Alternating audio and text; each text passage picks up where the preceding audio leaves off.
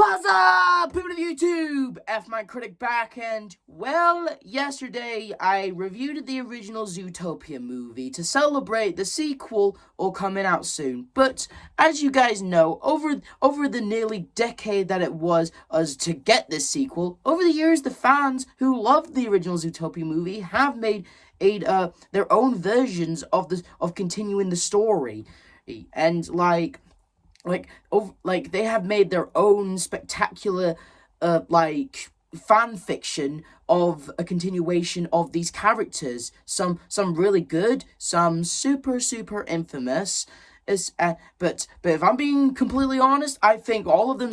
I think one of them stands out as the best fan-made Zootopia fanfic there is. I mean, you guys remembered last year, or to celebrate FNAF's 10-year anniversary, I reviewed it, in my opinion, the best fan-made FNAF movie. So to celebrate Zootopia 2, you thought I was just going to review the first movie? Please. I'm reviewing, in my opinion, in the best fan-made Zootopia fanfic. That also counts as its own movie, that also counts as its own version of Zootopia 2, and that is Return to Zootopia. A fan-made Zootopia film that you can actually watch on YouTube. And my god, this fan-made movie, it was like, wow! I can't describe how much I love this fan-made movie. The people who worked on this fan-made movie, round of applause to everyone who was involved, who worked on this movie, and not only was it just a fan fiction movie, but it was also the Zootopia sequel that we wanted it, sort of. And not only just that, but it was also at the same time a massive love letter to the original Zootopia movie. It not only takes the characters of Nick and Judy, but it also, furthers their relationship. Oh yeah, I forgot to mention, at the end of the first movie, I forgot to mention this in the review, but at the end of the first movie, it might have been implied that Nick and Judy do have feelings for each other. You know you love me. Do I know that? Yes. Yes, I do. So yeah, Return to Zootopia takes Nick and Judy and furthers the dynamic between the two, from how they were in the first movie to how they are now, because they actually do care for one another, and not just friends though. They really do blossom a romance in the movie, and it is really good. And the voices who play Nick and Judy, they're not the original voices, but the way how they perform as Nick and Judy, it shows that they do play a good Nick and Judy.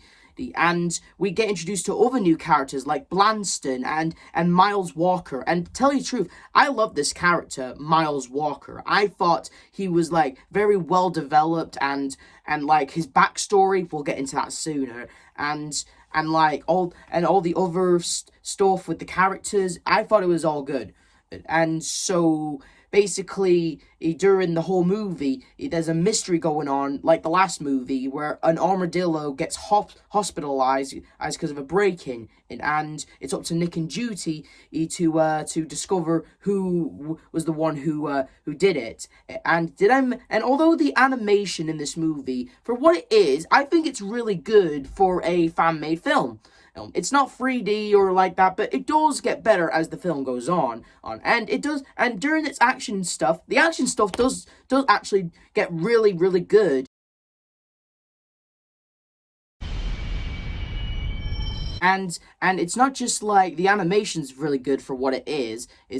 But for me personally, what I really love in this movie is the stuff between Nick and Judy, from how they were in the original movie to how they are in this fan film. And it's really well done, actually. And and it's not just the stuff, and this movie's not just really good with characters, but also it's really funny, and like I said earlier, a massive love letter to the original movie, because it does have its fair share of callbacks to the original movie. Oh my god! What is it? X by Ed Deeren! Oh my god! What? The Velvety Pipes of Jerry Vole! And don't forget how the first movie referenced Breaking Bad by saying the names Walter and Jesse. Well, in this movie, later in the movie, Nick and Judy end up going to Judy's apartment when they end up watching in their world's version of Breaking Bad, where the characters are sheep. Now that was a good callback to the original. I laughed my ass off first time watching that. And the stuff between Nick and Judy, like, they do actually form a romance between each other, even if other animals and their co-workers kind of give them, like, oh, they're a mixed species, kind of disgusting, because, you know, she's a rabbit, he's a fox, like, what the hell? Oh, but, like, yeah, but they don't let that bother them for now, because apparently Miles Walker, a character I mentioned earlier in the movie, like, I really do like this character, Miles Walker. I thought he was well written, well voiced, and, like, his motives and everything that he does, like, wow, really, like, really good, really, really good. And apparently he also had a thing for Judy, but when Judy turned him down and said, hey, I'm already in a relationship, and when he pieced it together, it was wild. Well, they start arguing, and, like, and he actually threatened to take away their badges when he's elected mayor. And worst of all, on stage, when he's getting thanked by the press for building the animal shelter, or he ended up putting Nick and Judy on blast, and whoa, just whoa. Oh, and Nick and Judy, they end up like, can this actually work for them? Can they actually work? And they end up kind of breaking up. And yeah, it's heavy. And to tell you the truth, the one thing I kind of didn't like in this movie is how they did Flash 100-yard dash in this movie. Earlier, he was established in the movie, but he ended up getting injured during the stuff between Nick and Judy during that fight scene. And, well, whenever you need my help, don't call me. Oh. Okay. Yeah, if I had to say one thing negative about this movie, I did not like the way how they portrayed Flash 100-yard dash in this movie. I know he's pissed at Nick because his arm got broke during the chaos, and at least he managed to get that fur for them so they can use it as evidence and stuff. But still, I just kind of hated it like that, you know? But that's my one negative about the movie. And apparently after when Miles got put Judy on blast, he ended up getting elected mayor. And since the last movie where there was a twist villain and it was showed off very late in the movie, here actually it's shown off kind of halfway through the movie, I believe, where it's revealed that Miles is actually a villain. He's actually working with some prey fanatics who want to get Bellwether out of jail, and they were helping him to condole with his plan. But what is his plan? We'll get to that soon. And as for Nick, he ends up getting an earful from Bogo, and he was also told by Miles to give him their badges. And apparently Judy, after their little breakup, she decided to go back to Bunnyboro to visit her folks. And when Judy returns, her and Nick are forced to give Bogo their badges. And as for Nick, he's just depressed. He hates his apartment. He's lost his job. The woman he loves no longer wants to be in a relationship with him because of the mayor, and like it just infuriates him. His friend Finnick tries to like cheer him up and tries to send him upon a date. And as for Judy, she ends up going back to Bunnyboro like the first movie. But like the first movie, her folks give her an encouraging talk about to go back there and like, you know, just do something that they did in the first movie. And it was a really, really good scene to watch. I liked it. I liked how Judy's parents were portrayed in this film. I thought they were just like how they were in the original. And as for Nick and that date, well, Finnick ended up setting him on a date with a lady fox named Karen. Very fitting name. Because the thing about Karen, she's kind of the worst. She was kind of the worst date Nick ever had because, A, bitch does not know how to eat properly. She talks and eats at the same time.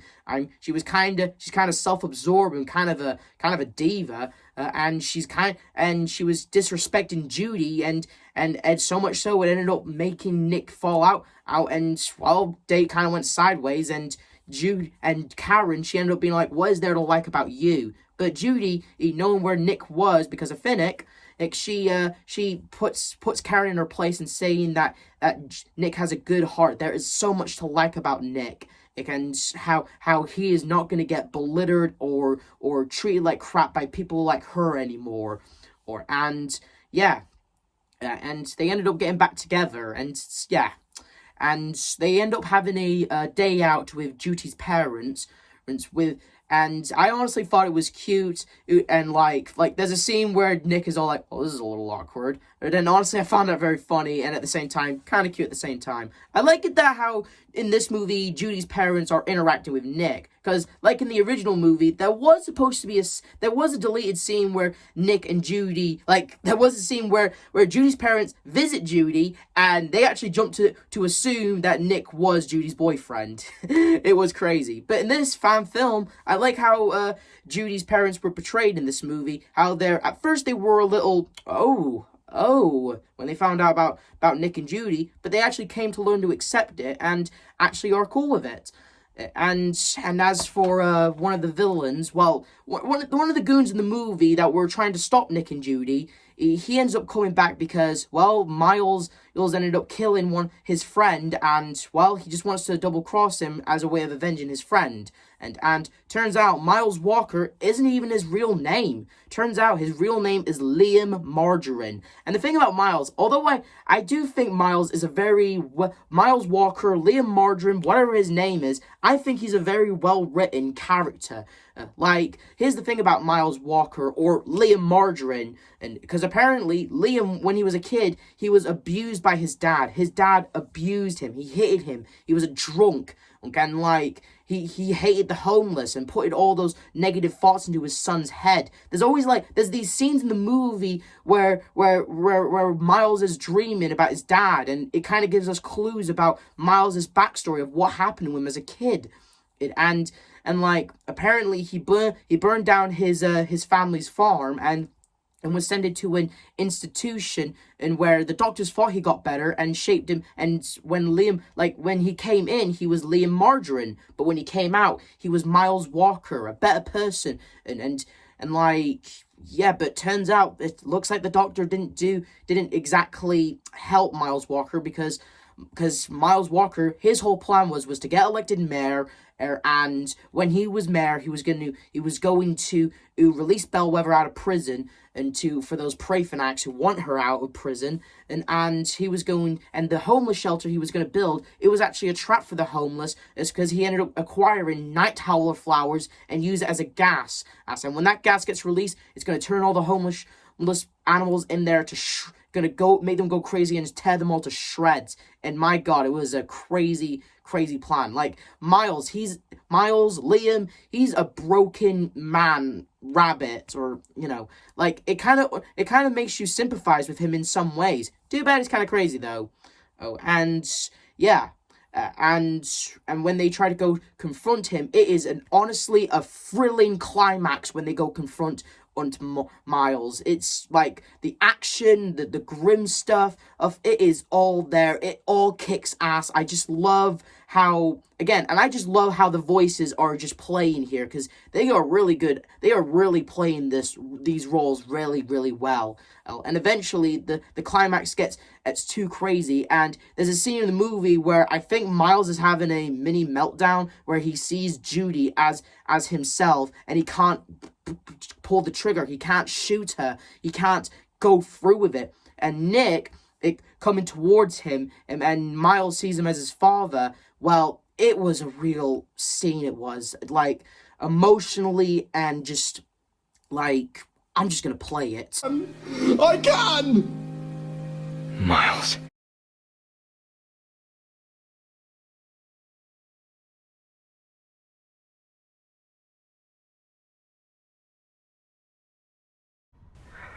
I'm sorry for everything.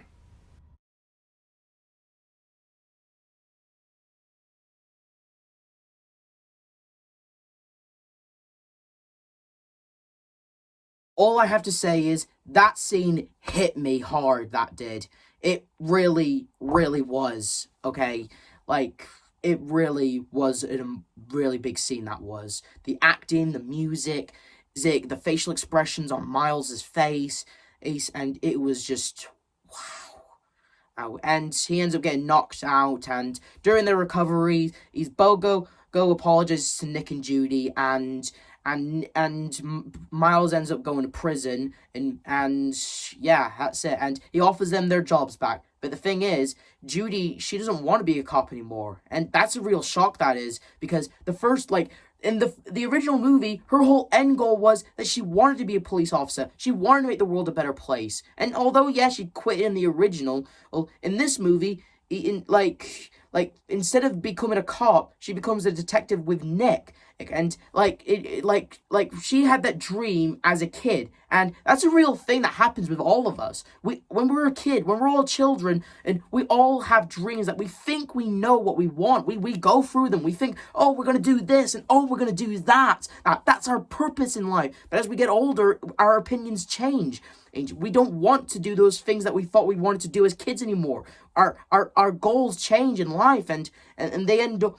And so Nick and Judy end up becoming detectives, and the world of Zootopia accepts them as the couple that they are. And there's a scene in the movie where Nick and Judy are having dinner with Judy's parents, and the door goes off, and we get introduced to Nick's mother, and that's where the film ends. And holy hell, this fan-made film was awesome. It was like, wow. Like, I do not know what's going to happen in Zootopia 2, but god damn, all I have to say to Return to Zootopia, if they ever had an award for the best fan-made sequel to a movie, this should be it, because I really had a blast with this movie. I thought it was well animated, well told. The characters were great. I love the voices who played each character. I'm sorry. This is all my fault. If I've been an idiot and I wasn't there for you, and I should have gone up to Miles and just socked him in the face, and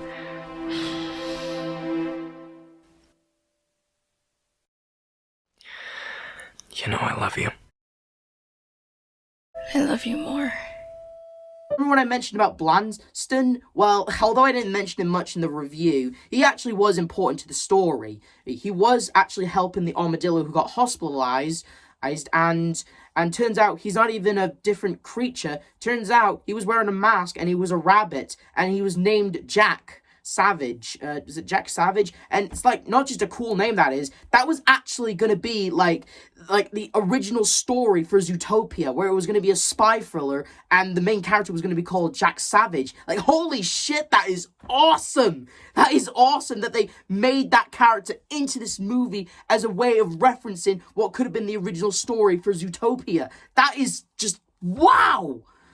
Like, and and the credits, oh my god, the credits were amazing. The song, the animation, it was just, oh my god.